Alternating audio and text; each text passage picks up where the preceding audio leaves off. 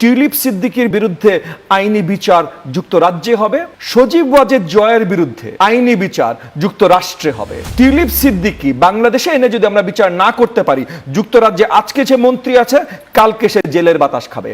এবং এই সজীব ওয়াজেদ জয় ভার্জিন আইল্যান্ডে সে ঘুরে বেড়াচ্ছে তার নতুন গার্লফ্রেন্ডকে নিয়ে, সে ওই যুক্তরাষ্ট্রের জেলের বাতাস খাবে। তারা বিশাল আকারে অর্থনৈতিক লুটপাট করেছে বাংলাদেশ থেকে, এবং এইটা হাজার হাজারের বেশি লক্ষ্যে চলে যেতে পারে।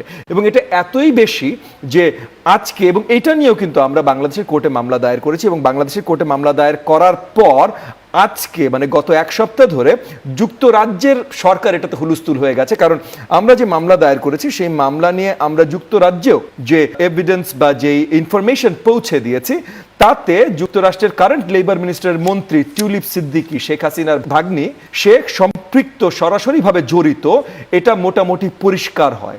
এইটা আমরা যুক্তরাজ্যে পর্যন্ত পৌঁছে দেবার কারণে যুক্তরাজ্যের সরকার এখন হিমশিম খাচ্ছে। এবং তারা গতকাল বোধহয় টিউলিপ সিদ্দিকীকে ট্রুথ কমিশন বা তাদের ট্রুথ কমিশন এই জাতীয় কিছু একটা তাকে জিজ্ঞাসাবাদ করেছে, এবং এটা আরো শক্ত হবে।